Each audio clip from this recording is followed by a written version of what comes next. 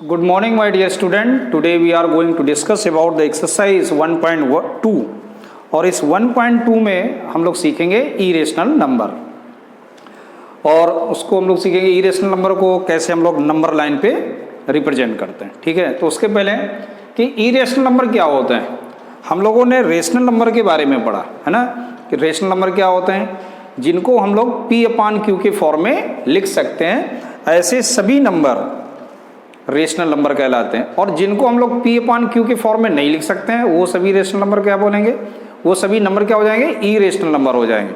Clear. तो start करते हैं कि इरेशनल किस टाइप के बनते हैं। देखो जैसे हमने लिखा कि √3, ठीक, तो √3 को आप क्या लिख सकते हैं, अगर हमने कहा फाइंड द √3 की वैल्यू निकालो तो आप क्या निकाल सकते हैं एग्जैक्ट वैल्यू? नहीं, 1.732 समथिंग कुछ चलता चला जाएगा। सिमिलरली अगर हम लोग बात करें कि 1.2, तो 1.2 को आप आसानी से क्या लिख सकते हैं, 12/10, यानी ये अपना P/Q के फॉर्म में आ गया है ना। ऐसे अगर हम लोग लिखें 1.21 तो इसको भी हम लोग लिख सकते हैं, ये भी अपना P/Q के फॉर्म में है। लेकिन अगर मैं इस तरह लिखूं 12.001010001 लाइक दिस, अब ये चलता चला जा रहा है, यानी कि टर्मिनेट नहीं हो रहा है। ये नंबर क्या नहीं हो रहा है, टर्मिनेट नहीं हो रहा है। ये सभी नंबर टर्मिनेट हो रहे हैं। टर्मिनेट का मतलब क्या होता है, जिनका रिमाइंडर 0 आ जाए। ठीक, तो यहाँ पर ये सभी नंबर टर्मिनेट हैं, इसलिए ये सभी को मैं इससे डेसिमल फॉर्म में लिख सकता हूँ और इनको अगर डेसिमल हटाऊंगा तो अपॉन में लिख सकते हैं, यानी कि इसको P/Q में लिखा जा सकता है। लेकिन ये नंबर टर्मिनेट ही नहीं हो रहा है, ये नंबर तो ऐसे ही कंटिन्यूअस चलता चला जा रहा है। तो मैं यहाँ पर अगर मैं अपॉन में 1 लिखूं और तो यहाँ पर कितने जीरो, जैसे यहाँ पर देखो डेसिमल के बाद एक डिजिट था, मैंने एक जीरो बढ़ा दिया बेटा। यहाँ डेसिमल के बाद कितने डिजिट हैं, 2, तो मैंने यहाँ 2 जीरो लिख दिए।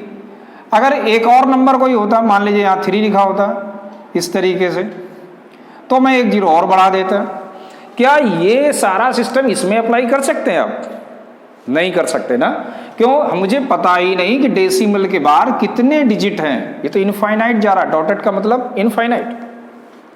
सो we can't write in form of like this, हम इसको इस तरीके से नहीं लिख सकते। तो ऐसे नंबर जिनको हम लोग P/Q के फॉर्म में नहीं लिख सकते हैं, ये सभी नंबर क्या कहेंगे, इरेशनल नंबर कहलाते हैं। क्लियर। अब चलो देखते हैं कुछ एक्सरसाइज में और इसके बाद हम लोग नंबर लाइन पर इसको रिप्रेजेंट करना भी सीखेंगे।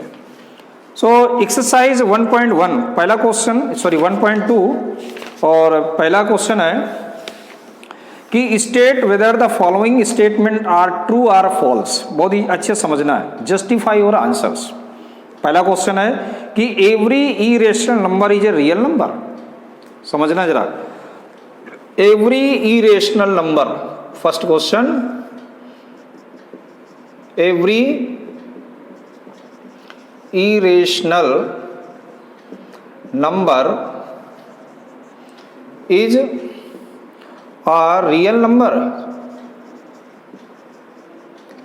तो एक चीज समझो यहां पर कि रियल नंबर क्या होते हैं, रियल नंबर की डेफिनेशन क्या है।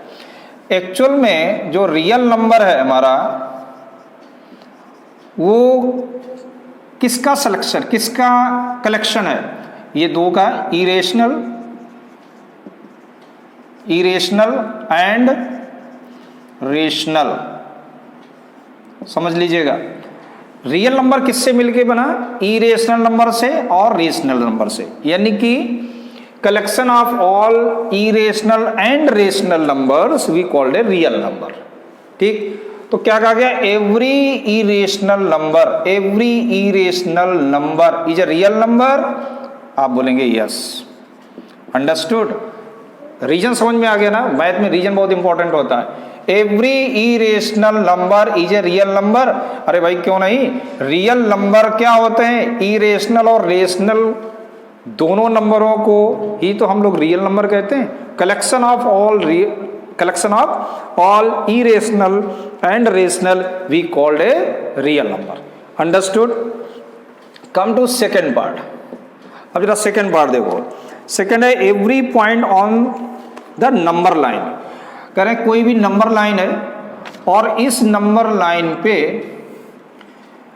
जितने भी पॉइंट हैं वो क्या सब रूट m के फॉर्म में हो सकते हैं, जहां m क्या है, एक नेचुरल नंबर है, m क्या है, एक नेचुरल नंबर है। तो देखो हो सकते हैं, लेकिन एक आप कंडीशन समझो, यहां पर 1 है, 2 है, 3 है, 4 है, इधर क्या है, -1 होगा, -2 होगा, -3 होगा, लाइक दिस। तो इधर वाले तो मेरी समझ में आते हैं भाई, ये नेचुरल नंबर है, इनको हम रूट m के फॉर्म में लिख सकते हैं। लेकिन लेफ्ट साइड की अगर हम लोग बात करें तो उधर तो नेगेटिव नंबर आएगा, यानी कि रूट -9 भी हो जाएगा, है ना। तो क्या सभी पॉइंट इस फॉर्म में हो सकते हैं? नो। आंसर क्या आएगा? No. All points not in the form of root m, सारे पॉइंट नहीं हो सकते हैं, ध्यान से समझो। सारे पॉइंट इस फॉर्म में, जितने भी नंबर लाइन पे पॉइंट हैं, क्या सभी इस फॉर्म में होंगे? नो, कतई नहीं होंगे, बिल्कुल नहीं। क्यों? क्योंकि रूट के अंदर -9 नहीं होता, माइनस साइन नहीं होता, no negative number under root. कोई भी रूट के अंदर, जैसे -4 not possible, -9 not possible, -10 not possible, ये पॉसिबल नहीं होता है। क्लियर? ये सभी नंबर क्या होते हैं? ये रियल नंबर नहीं है, और हम क्या स्टडी कर रहे हैं? रियल नंबर की। So these numbers are not real, लेकिन नंबर लाइन पर होते तो वही ना, नेगेटिव पॉइंट तो है ना, तो सभी नेगेटिव पॉइंट इस फॉर्म में नहीं लिख सकते। अंडरस्टूड? तो इसका आंसर क्या आएगा? नो। अब चलते हैं थर्ड नंबर पे। देखिए थर्ड नंबर क्या है, every real number is a irrational. फिर से समझो, अभी था every irrational number is a real number, लेकिन अब क्या कह रहा है? Every real number is a irrational. तो भैया ये ऊपर ही लिखा है, every real number is a irrational number. भाई रेशनल कहां चला जाएगा? रेशनल भी तो है ना। देखो रियल नंबर किसका पिता है? इरेशनल और रेशनल दोनों का। और ये क्या कह रहा है भाई? ये कह रहा है कि every real number is a irrational number, यानी जितने भी रियल नंबर होते हैं ना सिर्फ इरेशनल होते हैं, यानी रियल नंबर केवल इरेशनल का पिता है, रेशनल का नहीं है। How this possible? So that is no, है ना। इसका भी आंसर क्या आएगा? थर्ड का नो। क्यों? क्योंकि रेशनल भी होता है ना। रेशनल नंबर भी क्या है? रियल नंबर है, और रेशनल इरेशनल हो नहीं सकता। Understood all of you? ठीक, तो ऐसे आपका क्वेश्चन नंबर 1 हो गया। फिर सेकंड है, are the square root of all positive integers is irrational. All are the square root of all positive integer. तो इंटीजर में तो आपने ये सुना ना, सेकंड नंबर क्वेश्चन देखो, इंटीजर क्या होता है? 1 होता है, 2, 3, 4, 5, 6, 7, है ना, 8, 9, लाइक दिस। ये सभी क्या है? पॉजिटिव इंटीजर्स हैं। तो क्वेश्चन क्या कह रहा है? Are the square root of all positive integer is a irrational. तो भाई देखो, हाँ ठीक है, ये एक इरेशनल है, ये एक भी एक इरेशनल है, क्या ये इरेशनल होगा? आपको नो,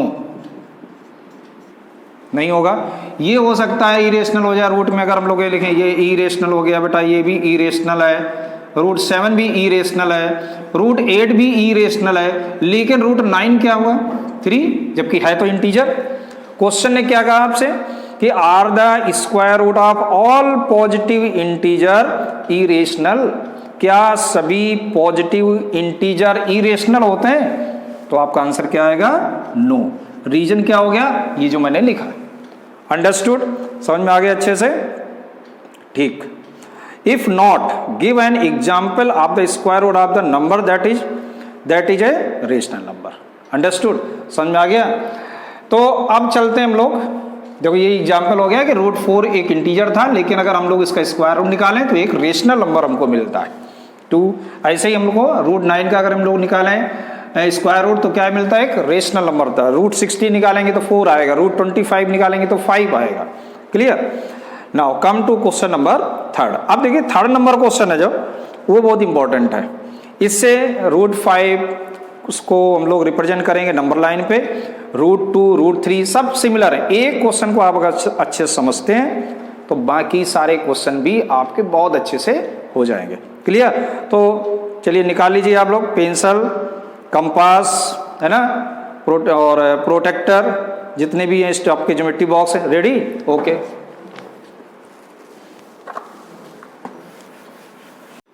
तो सबसे पहले हम लोग √3 को रिप्रेजेंट करते हैं, ठीक है। √3 से शुरू करते हैं। मैं √5 भी आपको बता दूंगा, लेकिन उसके पहले आप √3 को देखो, √3 कैसे रिप्रेजेंट करेंगे नंबर लाइन पे। तो कोई इरेशनल नंबर लाइन पे जो वर्क करता है वो पाइथागोरस थ्योरम पे रिप्रेजेंट, है ना, पाइथागोरस थ्योरम है जो हमारी, उस पर ये वर्क करता है। ठीक, कैसे? तो ऐसे समझो कि अगर मैं कोई भी इंटीजर ले लूं, बेस और परपेंडिकुलर में कोई भी इंटीजर आप ले लीजिए। जैसे हमने ले लिया 3 ले लिया, और एक मान लीजिए यहाँ पर हमने 1 ले लिया। क्लियर? तो मुझे जो हाइपोटेनस मिलेगा वो एक इरेशनल नंबर मिलेगा। बात आ रही समझ में? हमने कोई भी दो रेशनल नंबर या इरेशनल नंबर, कुछ भी ले सकते हैं आप। तो ये क्या मिला? देखो 3 है, जैसे 3 का स्क्वायर करेंगे अपन, अगर AC स्क्वायर अपन निकालेंगे तो क्या आएगा? AB square. सबको मालूम है पाइथागोरस थ्योरम क्या होता है। तो AC स्क्वायर बेटा क्या होगा? 9। AB का स्क्वायर कितना हो जाएगा? 3 का स्क्वायर 9, BC क्या हो जाएगा? 1, तो कितना आया? 10। तो व्हाट इज AC? √10 आ गया, √10। और √10 क्या है? एक इरेशनल नंबर है ना? ये चीज़ समझ में आ रहा है?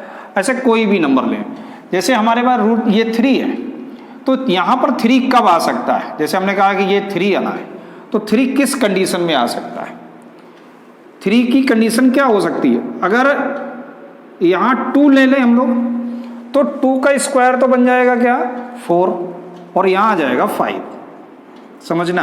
तो ये तो पॉसिबल है नहीं, यहाँ तो 5 आ गया और AC √5 आ जाएगा।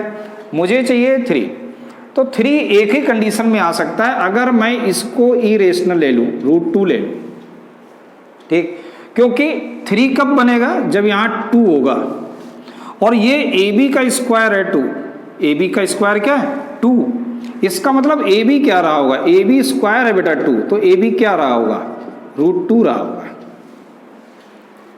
तो हमको अगर कोई भी इस तरह का नंबर, जैसे मान लो √2 की बात कर लें, अगर कहा जाए √2 को रिप्रेजेंट करो, तो यहाँ पर √2 चाहिए मुझे। √2 कब आएगा? जब ये 1 होगा और ये 1 होगा, है ना। अगर मैं बोलूँ कि √5 चाहिए, √5 चाहिए, तो यहाँ क्या होना चाहिए? 2 होना चाहिए, और यहाँ क्या होना चाहिए? 1 होना चाहिए। भाई 2 का स्क्वायर 4, 1 का स्क्वायर 1, तो क्या मिलेगा? √5 मिलेगा। क्लियर? ये चीज़ समझ में आ रही? तो यही हम लोगों को नंबर लाइन पर रिप्रेजेंट करना है चल के। तो सबसे पहले क्या करना है, आप इंच की साइड से लीजिएगा। सेंटीमीटर बहुत छोटी यूनिट होती है, तो आप इंच की साइड से स्केल में इंडिकेट करिए 0, दिस इज 1, 2, मेरे साथ साथ बनाइएगा 3। क्लियर? ये चीज़ समझ में आ गया आपको? एक आपने लाइन ड्रा की जिसमें आपने फिक्स यूनिट लिया है, ये सभी 1-1 इंच की, ये सभी इक्वल होना चाहिए, इतना ध्यान रखना है। ऑल आर इक्वल, 0 है, 1 है, 2 है, 3 है, और हमने इंच साइड से लिया है। क्लियर? अब देखो √3 की अगर हम लोग बात करें, √3 के लिए मुझे क्या चाहिए? पहले √2 चाहिए। बेस क्या है? √2, है ना। और √2 के लिए पहले मुझे कहाँ चलना होगा? इस फिगर में चलना होगा। √2 लाने के लिए मुझे क्या चाहिए? पहले 1 चाहिए और 1 चाहिए। तो हम लोग क्या करेंगे? पहले √2 को रिप्रेजेंट करेंगे। कैसे? कि √2 का मतलब हो गया बेटा, 2 को हम लोग लिख सकते हैं क्या? 1 + 1, यानी कि √2 का मतलब क्या हो गया? 1 + 1। और ये दोनों ही स्क्वायर हैं, 1 का भी स्क्वायर हम लिख सकते हैं, इसको भी 1 का स्क्वायर लिख सकते हैं ऐसे। क्लियर? तो सबसे पहले आपको क्या करना है, जहां आपने 1 लिखा है ना, यहाँ पे आपको 90 डिग्री का एक एंगल ड्रा करना है। मेरे साथ साथ बनाएंगे तो बनेगा आपको 90 डिग्री का एंगल। कैसे? आपको सबको आता है ना परपेंडिकुलर ड्रा करना। तो अभी आपने किसी भी रेडियस से, यहाँ पर आपने निडल रखा, मान लीजिए आपका ये पॉइंट का नाम मैं दे देता हूँ, दैट इज ए पर आपने रेडियस लिया किसी भी यूनिट का और एक आर्क ड्रा किया। इस आर्क को बाइसेक्ट किया हमने कुछ ऐसे, अंडरस्टूड। और यहाँ पर हमने एक लॉन्ग लाइन इस तरह से ड्रा कर दी, इसका भी कुछ नाम दे दीजिए ई। एक ए परपेंडिकुलर आपने ड्रा किया, अंडरस्टूड। अब आपको कंपास में क्या करना है, 1 यूनिट लेना है, 0 से 1 के बीच में। एक्सटेंड कर दीजिए कंपास को, यहाँ रखिए 0 पर और यहाँ तक ले जाइएगा, और इसका भी नाम कुछ लिख देंगे, C रख देंगे, ठीक, या B रख दीजिए, B। तो AB यूनिट हमारी 1 यूनिट है। 1 यूनिट आपने कंपास में ले लिया और A पर आपने निडल रखी और एक आर्क लगा दिया 1 यूनिट का, ठीक, और इसको B से ज्वाइन कर दिया। इससे ज्वाइन किया B से, ऐसे, and that point is a C, और ये मुझे एक C पॉइंट मिल गया। यहाँ तक आया समझ में, ठीक। अब देखो एक नया क्वेश्चन हमारा बना, जो ये जो BC दिख रहा है ना, अब आप थोड़ी देर के लिए इमेजिन करो कि BC एक लाइन है, ये BC एक इस तरीके की लाइन है। बाकी जो भी है आप सब भूल जाओ, केवल आपको BC दिखना चाहिए और कुछ भी नहीं दिखना चाहिए, केवल मुझे क्या दिख रहा है, BC दिख रहा है। BC का मतलब ये लाइन, क्यों, देखो ये 1 था और ये भी 1 था, 1 यूनिट है ना, यहाँ से लेते यहाँ तक 1, और ये भी क्या है 1 यूनिट। ये देखो 1 यूनिट था और ये भी 1 यूनिट, तो ये कितना आया था, √2।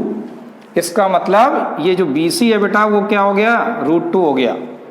क्लियर, ये चीज समझ में आ गया, BC क्या हो गया, √2, यानी ये मुझे मालूम है √2 है। यानी कि अब मुझे इस फिगर में देखो √2 मालूम है, अब मुझे क्या चाहिए कि 90 डिग्री का एंगल चाहिए, किस पॉइंट पे, B पे, और इसमें क्या चाहिए, C पर चाहिए मुझे एक 90 डिग्री एंगल। ऐसे हमने एक यहाँ पे 90 डिग्री का इस तरह से हम लोग एंगल बनाएंगे, किस पॉइंट पे, C पे। बेस क्या होगा, BC।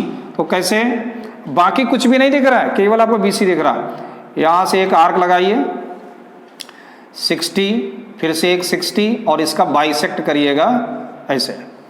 तो आप एक लॉन्ग लाइन इस तरह ड्रा करेंगे, तो ये जो एंगल आपका बन के आएगा, ये जो एंगल बनेगा आपका, ये that is A 90 degree angle. ये क्या होगा, 90 डिग्री एंगल होगा, इसका नाम दे देंगे F। क्लियर, ये समझ में आया। इस BC लाइन पे C पर 90 डिग्री बनाया। ये देखो अपनी कॉपी को थोड़ा सा घुमा लो, और BC है ना, BC पे C पे एक पॉइंट है, C पॉइंट पे 90 डिग्री। बहुत सारे स्टूडेंट मिस्टेक करेंगे, यहाँ से लाइन ड्रा कर देंगे, यहाँ से लाइन ड्रा कर देंगे, वो गलत हो जाएगा। ये बाकी तो है ही नहीं कुछ भी, हमने क्या कहा, हम सब भूल गए, कुछ नहीं दिख रहा, केवल मुझे BC दिख रहा है, BC के अलावा कुछ भी नहीं दिख रहा। तो C पर आप 90 डिग्री का एंगल बनाएंगे। क्लियर, ये चीज़ समझ में आ गया। अच्छा, अब देखो 1 यूनिट कितना चाहिए, देखो ये क्या है, 1 यूनिट। तो हम लोग क्या करेंगे, फिर से कंपास में 1 यूनिट लेंगे और C पॉइंट पे निडल रख के हम लोग एक आर्क लगा देंगे 1 यूनिट का। क्लियर, और इसको इससे ज्वाइन कर दीजिएगा। That point you give the name is a D। इसका नाम क्या दिया, D दे दिया। यहाँ तक समझ में आ रहा है। चलिए अब जरा ध्यान से देखो कि AB का स्क्वायर और BC का स्क्वायर क्या बनना था, √2 का स्क्वायर 2, 1 का स्क्वायर 1, तो क्या बना, √3। इसका मतलब ये देखो 90 डिग्री है, तो यहाँ पर पाइथागोरस थ्योरम लग रही, किसमें, BCD। एक ट्रायंगल आप देख रहे हैं ना BCD, उसमें एंगल C है ना वो अपना 90 डिग्री है, तो पाइथागोरस थ्योरम लग रही। इसका मतलब जो BD स्क्वायर है वो क्या बनना है, BC square plus DC square, और BC स्क्वायर है √2 का स्क्वायर, और ये क्या है 1 का स्क्वायर। तो बेटा ये कितना जाएगा, 2 + 1 that is a 3। It means BD equal to √3। It means that is a √3। ये √3 आ गया। क्लियर, यहाँ तक आया समझ में। चलिए अब आपको क्या करना है, कंपास में रेडियस लेंगे कितना, BD रेडियस ऐसे एक्सटेंड करो, यहाँ रखो, इस तरह कंपास को एक्सटेंड करके इस तरह से आप यहाँ पे निडल रखना है B पे, और D तक इसको अपनी पेंसिल साइड को एक्सटेंड करना है और एक आर्क लगा देना है ऐसे। This arc will intersect at point G। इसका नाम दे दिया हमने G।